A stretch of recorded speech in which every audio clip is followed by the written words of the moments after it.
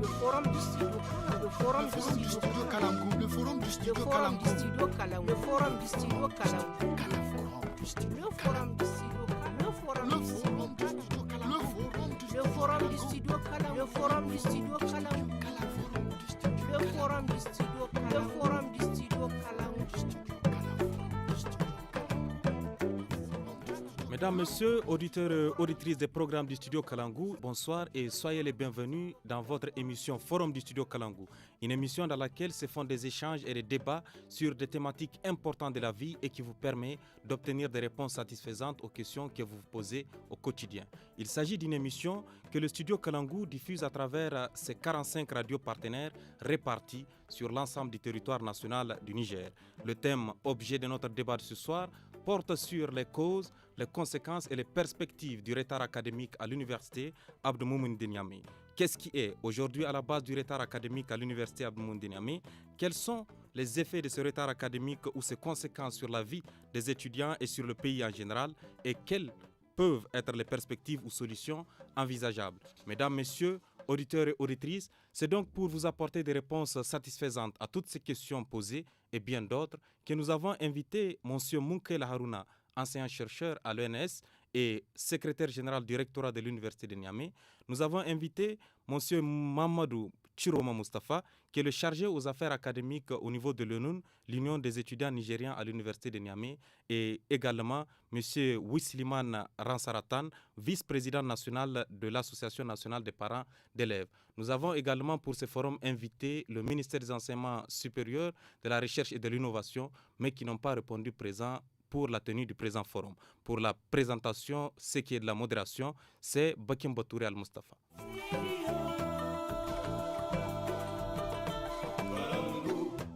Créée en 1971, l'université Abdou Moumouni de Niamey constitue la première université de l'État du Niger qui a débuté à l'époque avec l'école des sciences, devenue aujourd'hui faculté des sciences et techniques.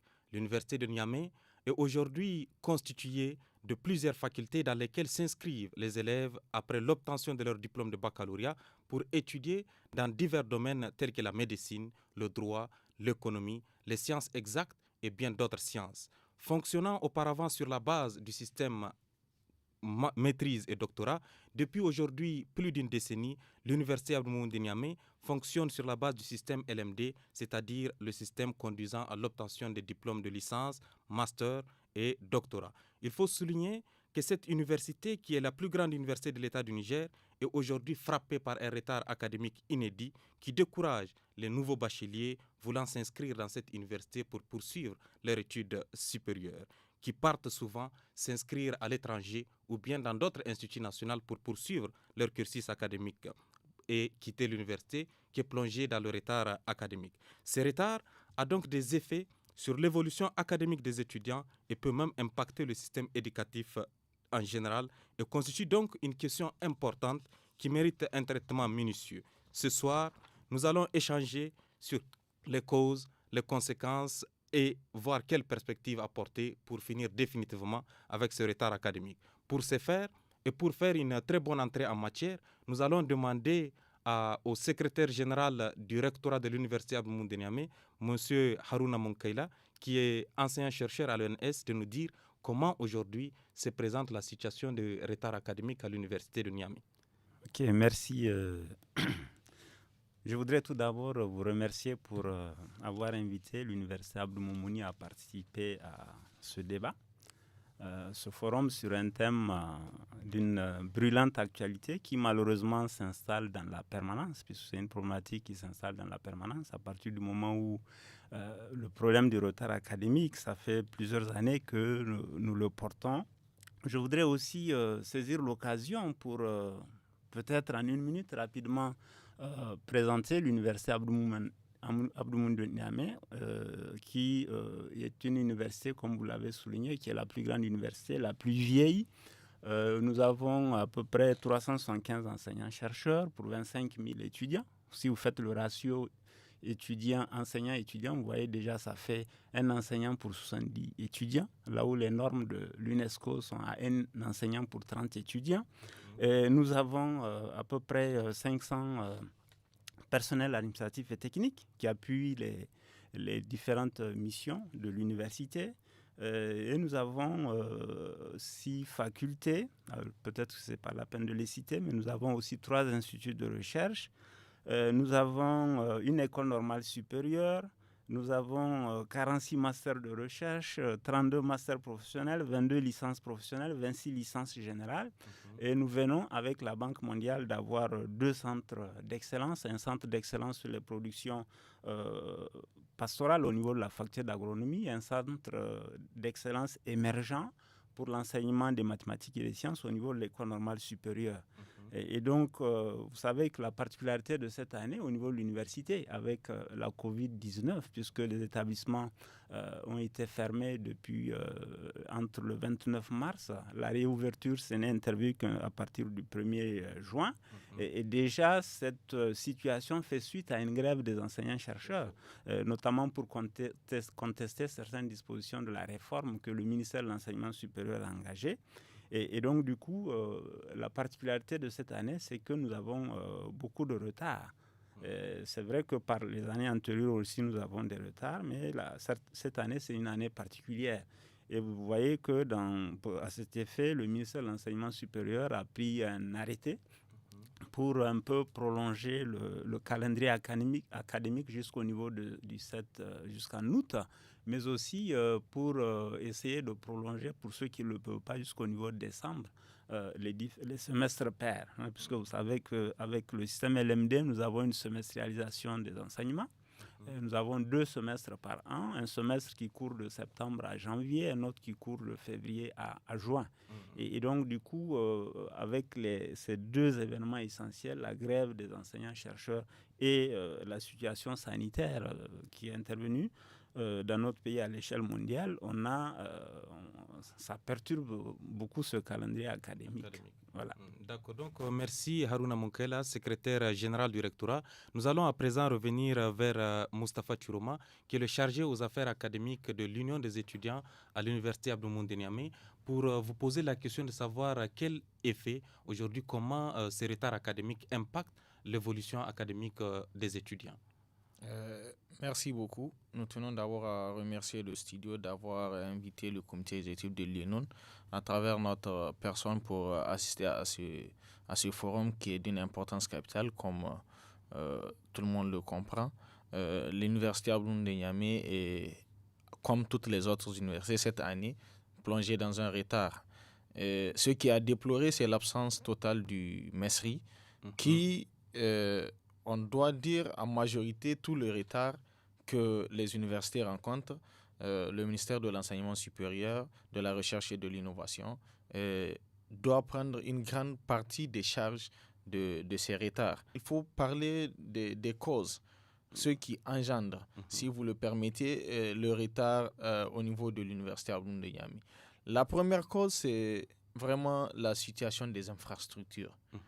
Il y a un sérieux problème d'infrastructure à l'université Abdou Moumouni de Niamey quand il faut faire le ratio des différentes années depuis l'avènement du système LMD, comme vous avez eu à le dire. Le système LMD nécessite un certain nombre d'accompagnements de mesures d'infrastructures qu'il fallait mettre à la disposition de l'université et dont l'État a été incapable de le faire jusqu'à présent. Là où pour construire un amphithéâtre, il faut prendre 7 ans, 8 ans. Et je pense que ce n'est pas réellement comprendre le sens du système LMD. En dehors de ça, il faut voir, ça crée un cumul d'étudiants parce que là, quand il faut faire un cours avec des étudiants qui doivent remplir un amphithéâtre de 2000 places et qu'on le fait dans un amphithéâtre de 300 places, ça crée le problème qui va engendrer à ce que l'université ou la faculté concernée puisse faire le même cours qui doit être fait à 3 niveaux ou 4 niveaux même, avec les mêmes étudiants de la même section, en les scindant par groupe. Ça, c'est l'une des causes principales du retard. La deuxième cause, c'est les grèves. Les grèves. Quand il faut parler des grèves, en majorité, c'est là où je déplore l'absence du ministère, parce que généralement, il faut parler des grèves et des enseignants et des étudiants. La majorité de nos grèves, comme on a coutume de le dire, c'est totalement lié au ministère de l'Enseignement supérieur. Donc, c'est ce qui fait que quand vous voyez, à partir de l'avènement du système LMD en 2007, je pense, donc là, les premières grèves qui ont émané, je pense, c'était les grèves de 2010, quand il y a eu l'avènement du régime exceptionnel de Salou Jibo, et où il y a eu un problème entre les enseignants et le régime. Il y a eu une grève d'un temps et ça a créé un retard. À partir de cela, il faut revenir en 2014 encore, où les grèves des étudiants, pour des questions d'assistance sociale, bourse, aide sociale et tout, a créé un sérieux problème entre l'État du Niger et les étudiants de l'université de Niamey à travers le comité exécutif qui a pris encore un temps du retard. Et à partir de 2014, il faut rechuter en 2017 où il y a eu le combat générationnel qu'on connaît de tous avec l'exclusion de 5 de nos camarades qui a aussi conduit à creuser encore ce retard qui fait en sorte que, quand vous voyez, ce sont des successions de retards. Et dans une situation académique, quand on parle de l'académie, il faut voir le nombre de fossés que ça crée. Et en un intervalle de moins de 10 ans, on a bouffé pratiquement, excusez-moi du terme, plus de 2 ans. Et en dehors de ce retard du combat générationnel qui a duré un temps, il faut revenir à la question récente de la grève des enseignants-chercheurs qui ont eu un bras de fer avec le gouvernement suite aux réformes qui doivent être appliquées au niveau des élections du rectorat, au niveau des élections des doyens. Et cela a fait pratiquement plus de 6 mois aussi. Donc, et en dehors de cela, vient s'ajouter aujourd'hui la crise actuelle que pratiquement toute la planète a eu à subir, Covid-19, où on a fermé les universités et tous les établissements publics pendant au moins 71 jours. Merci Moustapha Chiroma. Nous allons à présent revenir avec le représentant des parents d'élèves, qui est le vice-président de l'Association nationale des parents d'élèves, M. Wissliman Ransaratan. Dites-nous quelle appréciation aujourd'hui les parents d'élèves font de ces retards académiques qui bloquent le parcours académique des étudiants. Bien, salam alaikum. Nous vous remercions de l'opportunité que vous nous offrez en tant que structure partenaire de l'État dans le cadre de la gestion de la scolarisation de nos enfants. Et nous osons espérer aussi que ce forum ou ce plateau aura une grande portée qui puisse attirer l'attention des uns et des autres. Je voudrais dire par là des décideurs quant à la gestion de cette question qui nous préoccupe à plus d'un titre en tant que parents, parce que nous sommes les premières victimes sur lesquelles reviennent toutes les charges et les conséquences d'un mauvais fonctionnement du cursus scolaire des enfants. Comme vous l'avez dit, les effets, vous savez, depuis l'avènement de l'MD, j'étais en 2014 à une formation au niveau de l'EMIG pour nous faire comprendre c'est quoi l'MD. Ensuite, nous nous sommes retrouvés à Dosso aussi en 2018, organisé par la modernisation sociale dans le même thème pour comprendre c'est quoi, quels sont les blocages. Mais comme l'a décrit l'étudiant, il a brossé la situation. Nous venons de commencer à comprendre certaines situations, mais au-delà de ces mouvements d'humeur, que ce soit des enseignants-chercheurs, parce que nous étions dans le processus de débat, quand il y a eu l'exclusion de 5 étudiants, le statut des universités, tout ça, nous étions impliqués, mais malheureusement, je ne recule pas de le dire, que nous sommes déçus par le ministère des Enseignements supérieurs et de la Recherche. Et pourquoi ? Nous sommes déçus parce que, comme il l'a dit, aujourd'hui, voilà une occasion qui nous est offerte d'échanger et comprendre. Vous êtes redevable vis-à-vis de l'État. Et l'invitation des médias, ce sont des partenaires qui sont là pour éclairer et faire comprendre le peuple du fonctionnement d'une structure. Vous êtes invités, vous ne venez pas, c'est là, et vous savez avec qui vous devez être là. Moi, je dis que ça dénote une certaine, comme on le dit, un mépris, excusez-moi du terme, parce que quand on sait que les SNEX ou les anciens chercheurs seront là, les étudiants seront là, les parents sont là, au moins la bonne moralité voudra que le ministère envoie quelqu'un. Je dis pourquoi? Parce que aujourd'hui, pour un enfant qui doit finir sa licence en 3 ans, nous nous retrouvons, nous, avec nos enfants pendant 6 ans. Et il va te dire qu'il n'a jamais redoublé.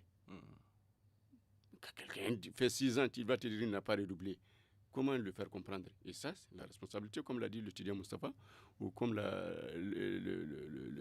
l'enseignant-chercheur l'a développé, c'est dû effectivement à l'incompatibilité de la gestion du ministère de l'enseignement supérieur de son domaine.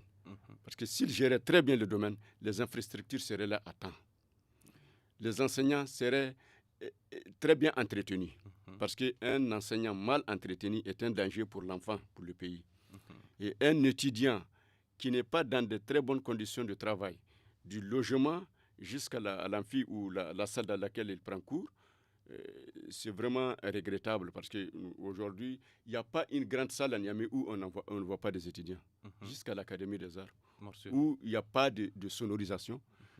L'enseignant est en bas là sur le tatami de basket, ou je ne sais pas quel sport ils utilisent le tatami, c'est le karaté je crois ou autre, et les étudiants sont en haut. C'est dire en résumé, par rapport à votre question, que le parent d'élève que nous sommes écœurés et nous sommes vraiment choqués de la façon dont le cursus scolaire de nos enfants à l'université Abdou Moumouni, notamment la plus grande université, est conduit. D'accord, merci M. Wissliman Ransaratan, vice-président de l'Association nationale des parents d'élèves. Nous allons à présent observer une petite pause avant de revenir en profondeur, parler des causes de ce retard académique à l'université Abdou Moumouni de Niamey.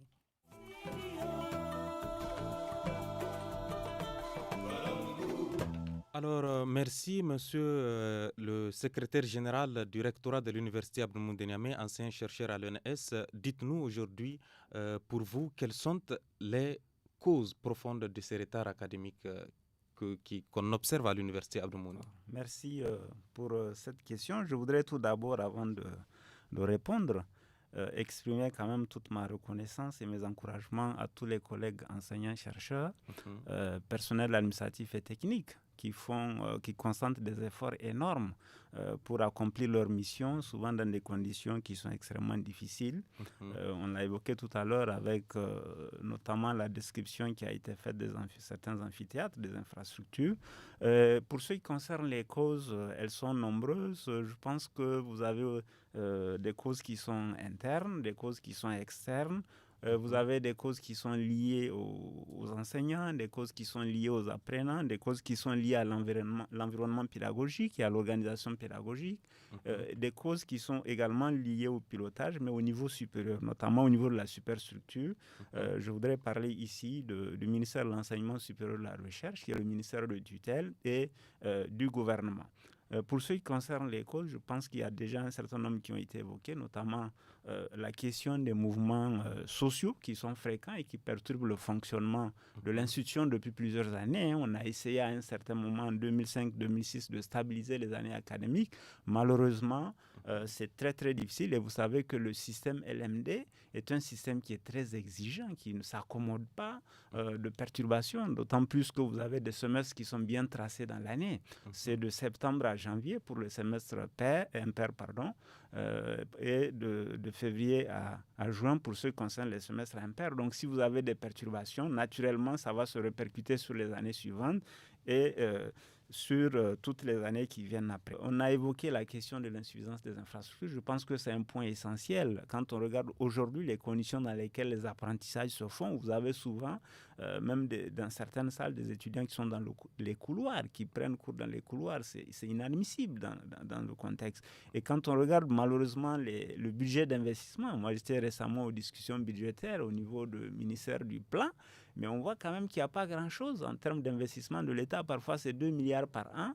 Et le plus souvent, c'est des prévisions qu'on fait qui ne sont pas exécutées. Et quand on le fait aussi, vous avez, à partir du moment où la carte universitaire s'est élargie, il y a de nouvelles universités qui sont là, qui n'ont aucune infrastructure. Ces ressources-là sont orientées vers ces nouvelles universités. Et donc, du coup, les universités qui existent déjà ont des difficultés, en tout cas, à pouvoir drainer les ressources financières pour réaliser des investissements, acquérir des équipements. Nous avons aussi la question de l'insuffisance de ressources humaines. J'ai parlé tout à l'heure du ratio enseignant-étudiant, un enseignant pour 70 étudiants. Je pense que c'est un gros problème. On voit en moyenne de 2017 à aujourd'hui, le recrutement d'enseignants-chercheurs, c'est autour de 16, 17, 18 personnes par an. C'est vraiment insuffisant. Nous avons un recours effréné à des vacataires. Aujourd'hui, au niveau de l'université, nous avons plus de 500 vacataires qui nous appuient parce que simplement, les ressources humaines que nous avons au niveau de l'université ne suffisent pas pour nous permettre d'accomplir notre mission. Et vous avez aussi le problème de ressources financières qui sont insuffisantes. Aujourd'hui, quand on regarde la subvention que l'État accorde à l'université, ça fait 3 ans, depuis que nous sommes au compte unique, qu'on a des difficultés même à assurer les dépenses de personnel. À la fin de chaque trimestre, le 3e mois, c'est des difficultés pour assurer le salaire. Imaginez là où on a des difficultés pour avoir le salaire. On ne parle même pas des autres dépenses qui sont incompressibles, notamment l'eau, l'électricité, mais aussi le fonctionnement. On ne parle même pas de fonctionnement. Donc, si vous prenez par exemple 2019, on a quoi sur un budget de 7 milliards qui a été prévu pour l'université.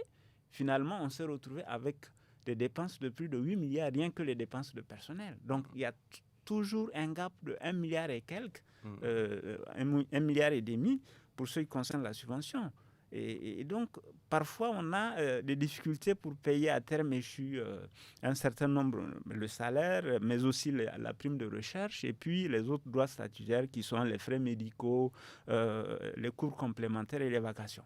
Donc, on a toutes ces difficultés, c'est lié à l'insuffisance de la subvention qui est accordée à l'université. Mais nous avons aussi des retards qui sont liés à l'organisation pédagogique. Notamment, par exemple, on a un certain nombre de dispositions qui existent, mais on signale quand même, on enregistre de temps en temps des retards, par exemple dans la correction de copies, des retards dans certains cours qui sont enregistrés. Je pense que c'est le lieu aussi de le dire et là on verra pour ce qui concerne les suggestions qu'il faut davantage sensibiliser un certain nombre de personnes pour qu'ils puissent accomplir leur mission. D'accord, donc merci. Nous allons vous demander par rapport par exemple à des facultés au niveau de l'université comme la FCG ou bien la faculté d'économie. Il y a souvent des étudiants qui nous disent qu'ils font plusieurs années sans pour autant achever leur cursus de master ou bien qui jusqu'à présent 4 ans, 6 ans après, ils n'ont pas pu obtenir le diplôme de master. Est-ce que c'est toujours ce problème lié aux infrastructures humaines ou bien qu'est-ce qui explique cela? Malheureusement, c'est des problèmes qui existent. Et c'est vrai, vous avez la question des infrastructures. On a vu tout à l'heure que pour ce qui concerne spécifiquement la faculté des sciences juridiques et politiques, vous avez des cours qui sont pris à l'Académie des arts parce qu'il y a un problème de salle. Notamment, là, c'est vrai, il y a le problème des infrastructures, il y a le problème des insuffisances aussi des enseignants, chercheurs que j'ai évoqué tout à l'heure. Puisque quand on a scindé la faculté des sciences juridiques et politiques juridiques et économiques en deux facultés, normalement, il fallait accompagner cela à travers le recrutement d'enseignants-chercheurs au niveau des deux facultés.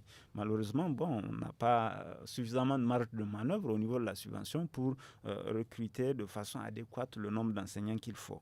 Mais vous avez aussi d'autres difficultés qui sont signalées, les problèmes avec certains vacataires, vous avez aussi déjà des retards qui existent, qu'il a évoqué tout à l'heure depuis 2010 et même avant 2010, tout un tas de retards que nous sommes en train d'accumuler et qui se répercutent chaque fois sur les années qui suivent. Mais je pense qu'il est quand même important de dire qu'au niveau de l'université, la situation n'est pas homogène. Vous avez des différences au niveau de facultés, vous avez des facultés dans lesquelles les gens arrivent quand même à s'en sortir, où il n'y a pas beaucoup de retard.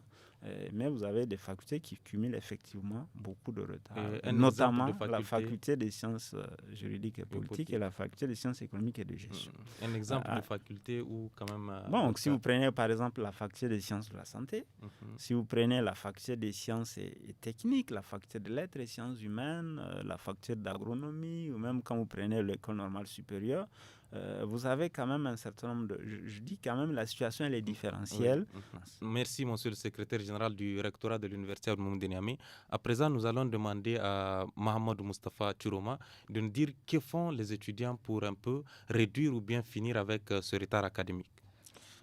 Merci pour cette question. Que font les étudiants pour réduire le retard académique? Là, c'est dire les étudiants font leur partition.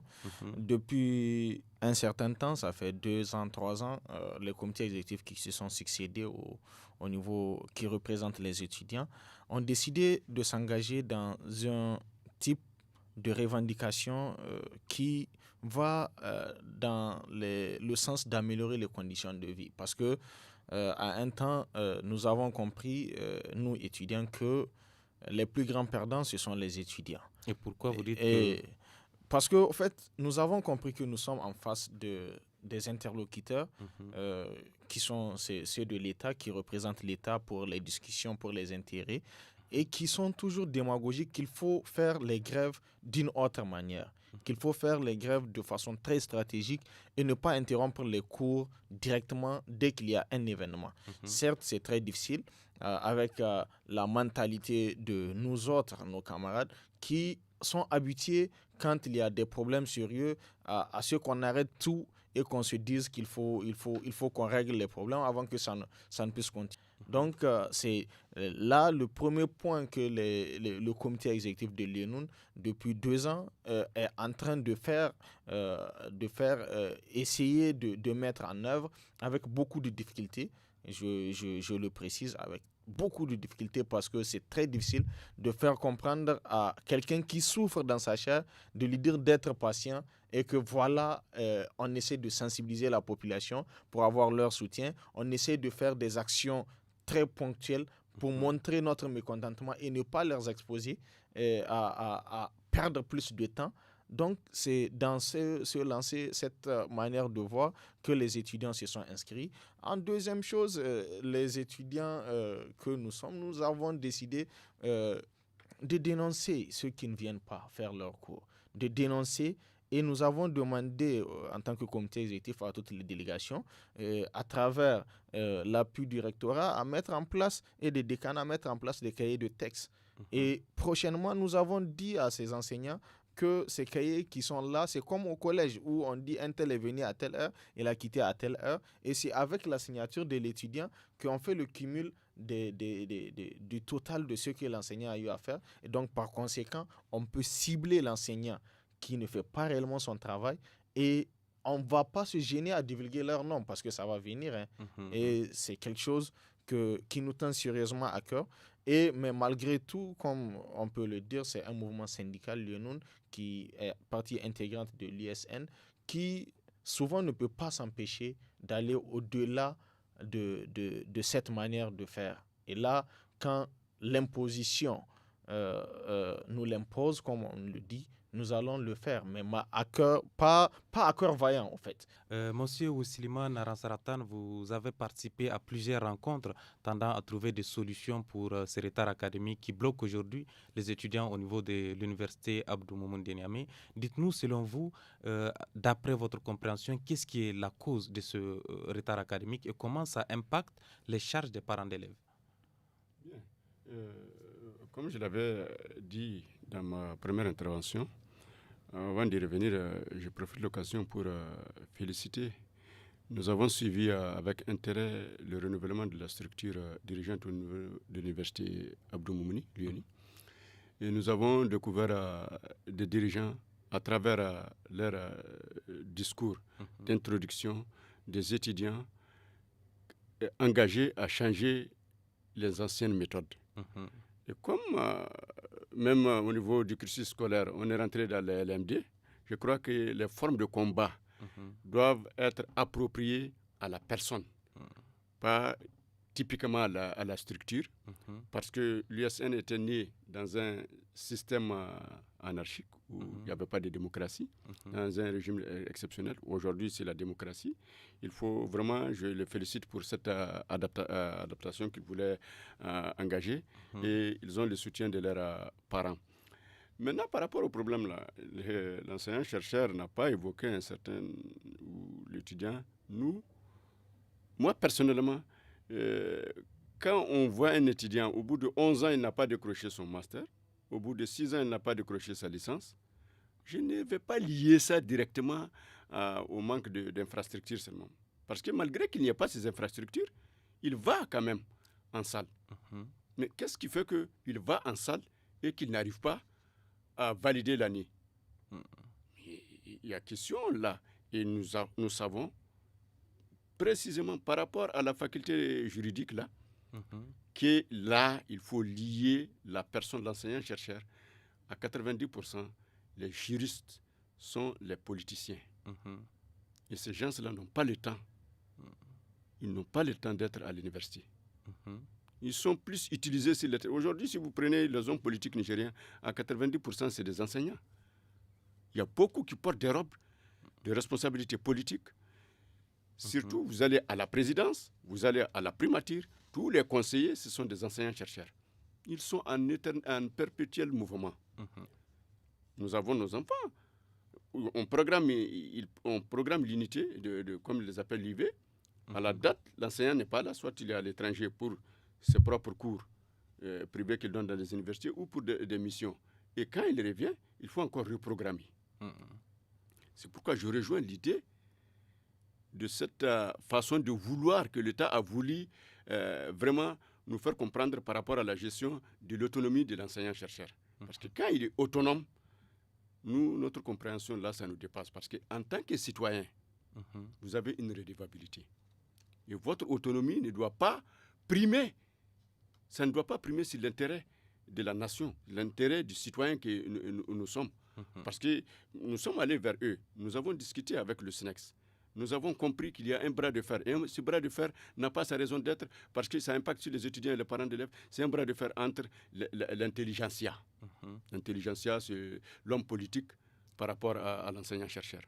Donc tout ça, là, ce sont les causes masquées, cachées qui sont là. Le statut de l'enseignant en tant que tel, parce que ça fait un boulot d'étranglement dans le choix et la désignation même des recteurs au niveau des universités, ce qui a amené un grand retard. C'était une grève. Quand il y a eu l'exclusion des étudiants, on nous a brandi ce statut. Quand nous sommes allés vers le ministère pour pouvoir régler, nous en tant que structure de parents d'élèves, le ministère, l'homme politique a sa raison. Et l'enseignant-chercheur a sa raison. Et je reviendrai maintenant sur l'autre aspect de cette faculté, notamment celle des sciences juridiques. Là. Franchement, là, s'il y a lieu de trouver une solution, on ne peut pas comprendre que moi, j'envoie mon enfant à la médecine et j'envoie l'autre enfant à la faculté de sciences juridiques et politiques et que celui-là, au bout de 4 ans, il a son master 1 et que celui-là, au bout de 4 ans, ils appellent ça première année avec 3 niveaux. Première année avec 3 niveaux. Dans la même année, vous avez 3 formes d'étudiants qui attendent la validation.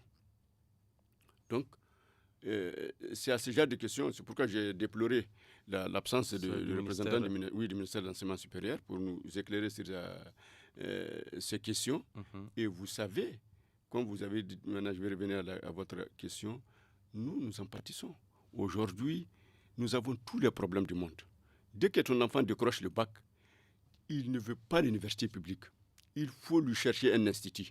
Parce que là, au moins, pour lui, il va évoluer en 3 ans, il va finir son cursus. Donc, du coup, où est-ce que nous allons trouver cet argent? Nous, parents d'élèves. Où est-ce que nous avons... Et l'enfant, tous ceux qui sont à l'université publique, ce sont les enfants des pauvres pratiquement. Je dirais qu'il y a quand même des gens qui sont conscients que l'université publique de Niamey forme mieux que les instituts et autres. Mais malheureusement, tu ne peux pas regarder ton enfant au bout d'une semaine, il se réveille 2 fois pour aller. parce que les autres, c'est des grèves, soit la grève des étudiants eux-mêmes. C'est pourquoi j'encourage le système qu'ils ont, ou l'enseignant-chercheur, ou le manque de salaire, ou ainsi de suite. D'accord, donc merci, monsieur Ousliman. Nous allons à présent revenir avec l'enseignant-chercheur, monsieur Harouna, secrétaire général au niveau du rectorat de l'Université Abdou Moumouni de Niamey, pour poser la question de savoir, selon vous aujourd'hui, quelles doivent être les perspectives pour solutionner ces problèmes de retard académique à l'Université de Niamey. Ok, merci. Je voudrais peut-être, avant de répondre à la question, réagir à ce que notre collègue parent d'élève a dit par rapport au cas spécifique de la faculté des sciences juridiques et politiques. Effectivement, au-delà des questions d'infrastructure, j'ai évoqué aussi dans l'explication du retard académique l'insuffisance des ressources humaines. Nous n'avons pas beaucoup de ressources humaines dans cette faculté en l'occurrence. Et le peu de ressources humaines que nous avons certes, c'est vrai, un certain nombre de collègues qui sont mis à disposition dans les structures de l'État. Bon, on ne peut pas leur empêcher ça c'est vrai, mais je pense que cela aussi c'est encadré, parce que celui qui est mis à disposition, il y a quand même un certain nombre de charges horaires qu'il doit accomplir au niveau de l'université, et je sais qu'il y a un certain nombre qui le font de façon très honorable dans la dignité. C'est vrai qu'il y a des problèmes qui se posent, mais je pense que c'est multiforme. Il faut prendre en compte l'ensemble des dimensions. C'est vrai, c'est pour cela que je disais au départ que vous avez des facteurs qui sont liés aux enseignants, des facteurs qui sont liés aux apprenants, des facteurs qui sont liés à l'environnement pédagogique, etc., etc. Je pense qu'il faut prendre le problème dans la globalité pour pouvoir trouver des solutions, ne pas se focaliser sur un aspect. Voilà, je pense que la question des ressources humaines, elle est fondamentale. Tant que nous allons dépendre de nombre important de vacataires, que nous avons des difficultés à la fin de l'année à payer, le problème va se poser. Je pense qu'il faut recruter. Pour ce qui concerne les conséquences, on le voit, hein, nous avons quand même un brouillage de temporalité au niveau du calendrier académique, avec malheureusement des chevauchements de semestres, des chevauchements d'années académiques, des chevauchements même de promotion, il a évoqué tout à l'heure.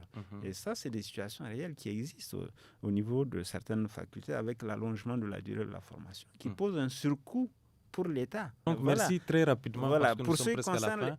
Les perspectives. Pour ce qui concerne les perspectives, je pense qu'il faut, comme on l'a dit quand même, qu'il faut un accompagnement de l'État pour ce qui concerne les infrastructures, pour ce qui concerne les équipements, pour ce qui concerne le recrutement de personnel enseignant-chercheur, personnel administratif et technique, qu'il faut aussi poursuivre au niveau de l'université la mutualisation que nous faisons pour ce qui concerne les salles de cours entre les différentes facultés. Il faut pour ceux qui concernent la systématisation, par exemple, des corrections groupées de copies d'examen en impliquant les doctorats. Il faut renforcer le suivi des enseignements. Je pense que dans la réforme, ces aspects ont été pris en compte parce qu'on va renforcer davantage les départements.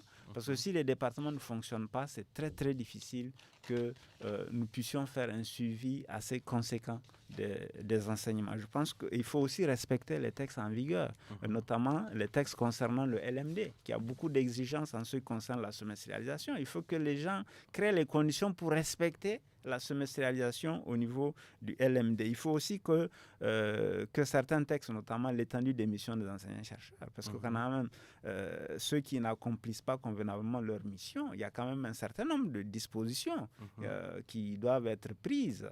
Hein, il a parlé de dénonciation de la part des étudiants, mais les textes prévoient aussi même des sanctions, y compris ceux qui n'accomplissent pas convenablement de leur mission. Je pense qu'un des aspects de la réforme des textes, ça permet aussi de pouvoir régler ce problème-là. J'encourage nos collègues à s'acquitter de leur mission, parce que c'est quand même une mission essentielle. On a la responsabilité d'assurer une formation à des cadres. Et cette responsabilité nous interpelle et nous devons assurer convenablement notre mission pour résorber quand même les différents retards. Et pour cela, je pense qu'il y a quand même on a essayé, par exemple, au niveau de la faculté des sciences juridiques, entre 2016 et 2017, faire un plan de suivi pour que, au niveau, par exemple, un suivi trimestriel des cours pour voir s'il y a des goulots d'étranglement dans les cours qui sont dispensés, ou à quel niveau ça se pose, pour pouvoir interpeller les auteurs. Je pense que ce suivi, ça se fait au niveau du département, des coordinateurs des filières, des doyens, et ça peut remonter au niveau du rectorat. D'accord, très bien, merci. Voilà, merci, monsieur. Donc à présent, Thuroma, dites-nous pour vous quelles sont les perspectives très rapidement, parce que nous sommes presque à la fin de notre émission. Ok, je vais aller un peu rapidement, mais il faudra lier les causes et les perspectives. S'il faut voir, il y a vraiment, comme j'ai eu à le dire, le problème des infrastructures. Donc, il faudra que l'État du Niger puisse être aussi sérieux dans ce sens pour investir énormément dans l'université, dans les universités publiques du Niger. On ne peut pas comprendre dans un investissement qui recule pour les États, pour une université, la plus grande université du Niger, où avant le budget était de 11 milliards, maintenant ça regresse à 7 milliards pour la subvention. C'est que ça dénote combien de fois le ministère n'est pas sérieux dans la répartition des fonds de l'État qu'on alloue aux institutions. En dehors de ça, les grèves, comme j'ai eu à le dire, le ministère, l'interlocuteur des enseignants-chercheurs et des étudiants doivent être plus sérieux. C'est le pragmatisme, la réalité des choses qu'il faut discuter avec des partenaires. Les étudiants et les enseignants ne sont pas des diables, ce sont des gens qui ont un certain minimum d'expérience de la vie académique, que quand on leur parle de façon rationnelle, ils peuvent comprendre qu'est-ce qui est faisable, qu'est-ce qui n'est pas faisable, au lieu de faire du dilatoire, d'aller des choses qui ne vont pas, qui ne s'arc-boutent pas. Donc, ça veut dire que les gens, ces structures vont se sentir lésées, ils vont agir. Le second point, c'est la mise à disposition des enseignants-chercheurs, comme ça, on le dit. Quand l'État du Niger, dans un décret, le recteur ou le doyen ou le chef de département se réveille le vendredi matin, il voit dans Sahel dimanche que ça sort et qu'on dit tel enseignant de tel matricule a été nommé conseiller, a été nommé directeur de quelque chose, alors que lui, dans ses prévisions, il a donné des charges horaires à cet enseignant pendant l'année. Et cet enseignant, quand on le nomme, il fait la moitié de ses charges horaires de façon obligatoire. Donc quand il le finit, il peut dire qu'il ne vient pas. Et là, ce n'est pas une obligation pour lui de venir. Et là, c'est que nous proposons à ce niveau, c'est qu'on limite cela. Vous avez eu qu'à à parler de la FSJP. Sur pratiquement 17 enseignants aux environs, plus de 13 sont mis à la disposition de l'État du Niger pour aller occuper des postes de responsabilité politique. Donc, quand quelqu'un doit faire un cours une charge horaire de 160 heures, ça revient à faire la moitié. Ce qui veut dire 120 heures, ça revient à faire 60 heures. Ce qui veut dire qu'il n'a pas assez de temps. Merci, monsieur. Vous me permettez d'aller un peu plus rapidement en une minute. Quand on parle le manque de sérieux, aujourd'hui, quand on finit le cas de la fac de sciences juridiques et politiques, aujourd'hui la fac de sciences et techniques est en train de rentrer aussi dans ce point parce que le ministère de l'enseignement supérieur n'est pas sérieux quand il faut mettre à la disposition des étudiants qui doivent aller en stage. Ça fait plus de 2 ans que des étudiants sont là, stagnés. Pour seulement aller en stage, revenir, ils ont tout fini, ils n'arrivent pas à faire le minimum. Monsieur Ouissiliman Ransaratan, dites-nous un mot par rapport aux perspectives. Je m'aligne derrière les perspectives que les 2 collègues précédents ont données. Je vais juste augmenter que généralement, quand il y a des situations d'humeur ou de problèmes de négociation entre l'État et les enseignants et les syndicats ou les scolaires, nous devons être impliqués parce que nous sommes les premiers témoins. Et nous avons autorité de venir dire voilà ce qui a été convenu dans le cadre du respect. Parce que généralement, quand il y a des négociations, les gens s'entendent sur quelque chose. Mais par la suite, ce n'est pas respecté. Et c'est là que nous devons intervenir pour dire voilà qui n'a pas respecté ce qui lui a été, c'est quoi on s'était entendu. Et deuxièmement, effectivement, c'est au moins, même si de ne pas éradiquer à 100%, c'est au moins de dépolitiser l'enseignement. Mesdames, Messieurs, nous sommes à la fin de notre émission Forum du Studio Kalangou qui nous a permis d'échanger sur la thématique des causes, conséquences et perspectives du retard académique à l'université Abdou Moumouni de Niamey. Nous avons retenu en termes de perspectives qu'il faudrait créer les conditions de réduire la mise à disposition des anciens chercheurs, il faudrait respecter les textes qui sont là et appliquer les textes des sanctions. Il faudrait également impliquer tous les acteurs qui interviennent dans les domaines de l'éducation pour arriver à la réduction du retard académique qui mine l'université Abdou Moumouni Niamey.